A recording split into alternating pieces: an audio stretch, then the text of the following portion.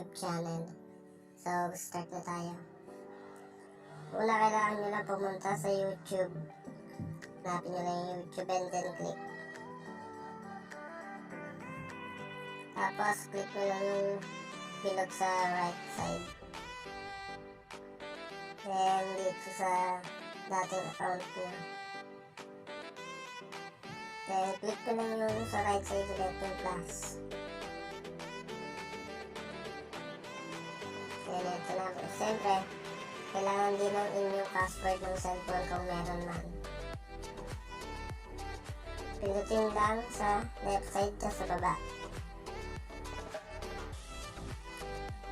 Kung gagamitin nyo naman pansarili na, i-click nyo lang yung for myself. And kung gagamitin nyo para mag-manage ng inyong business, click nyo lang yung pangalawa sa baba.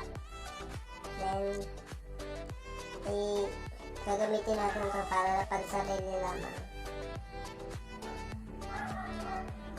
So, yan. Mag-enter na tayo ng name natin. Then, last name.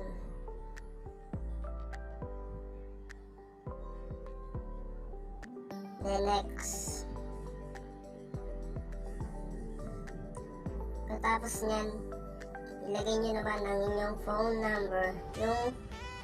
Yung active na phone number kasi magsasend sa inyo ng code dito papasok. So, yan na nga.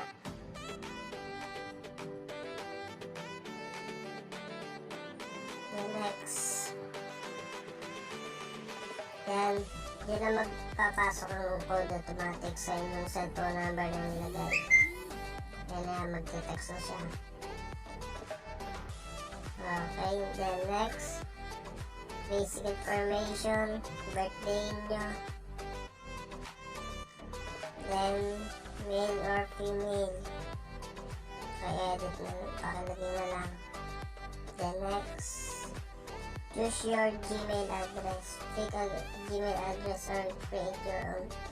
Pwede kayong magawa ng sarili nyong Gmail address or pili na lang kayo dito. May option naman na Gmail para mas mabilis tayo. So, click na lang tayo dito para mas mabilis. Then next. Dito naman, gagawa tayo ng inyong password na strong password and with a mix of letters and numbers and symbols. So, pag gagawa kayo ng password, yung kailangan lang yung hindi ko makakalimutan. Then, kung makakalimutin naman kayo, pwede nyo naman siyang screenshot para hindi nyo siya makalimutan. Okay, maglalagay na tayo ng password.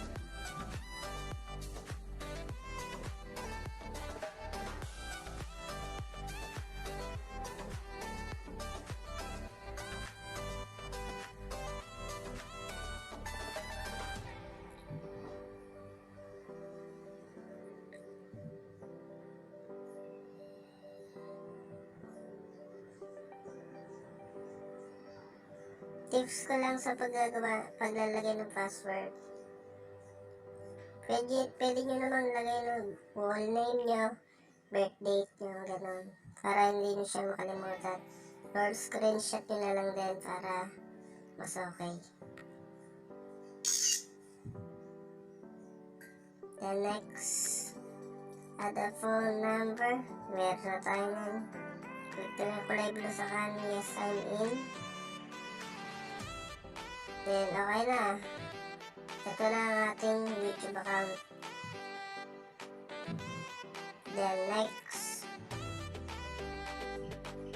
Privacy and terms. Okay. Agree na lang yan. So, napakadali lang siya. Alam kayo ng bagong account. Direct na kayo agad sa YouTube. Sana makapagbigay ako ng konting kaalaman sa inyo para gumawa ng bagong. So that's all for today. Thank you for watching.